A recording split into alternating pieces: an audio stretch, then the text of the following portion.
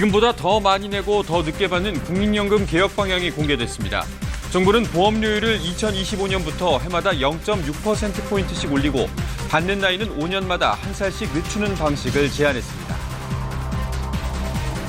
군사법원이 항명 등의 혐의로 박정훈 전 해병대 수사단장에 대해 청구된 구속영장을 기각했습니다.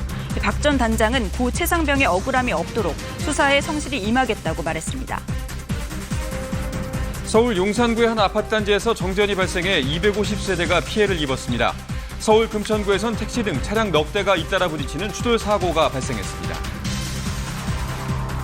미국의 지난달 실업률이 3.8%로 집계돼 1년 6개월 만에 최고치를 기록했습니다.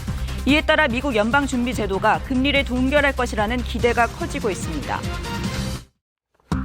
환경단체와 어민 등 각계 인사들이 서울시청 앞에서 일본의 후쿠시마 오염수 방류를 철회하라며 도심 집회를 이어갔습니다.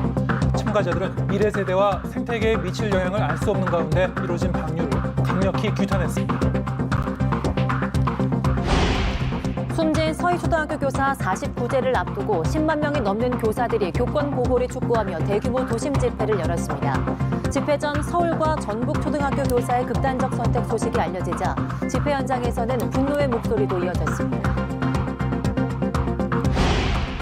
북한이 오늘 새벽 사흘 만에 다시 서해로 미사일 여러 발을 발사했습니다. 핵탄두 탑재가 가능한 순항 미사일로 보이는데 오는 9일 정권 수립 75주년을 앞두고 추가 도발 가능성이 나오고 있습니다.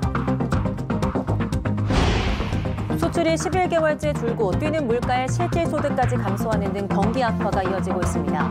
정부는 하반기에는 상황이 나아질 것으로 기대하고 있지만 이런 전망이 빗나갈 수 있다는 우려가 커지고 있습니다. 경기도 화성의 개 번식장에서 지속적인 동물 학대 정황이 드러났습니다. 새끼를 낳지 못하는 어미는 약으로 죽이고 숨진 어미 뱃속의 새끼까지 꺼내 판 것으로 보인다고 이 상황을 제보한 동물보호단체는 밝혔습니다. 말라리아와 댕기열 등 모기가 옮기는 감염병이 지난달부터 크게 늘고 있습니다. 말라리아 신규 환자는 지난해보다 2배 이상 늘어서 2018년 이후 가장 많았고 해외에서 감염된 댕기열 환자도 3배 넘게 증가한 것으로 나타났습니다.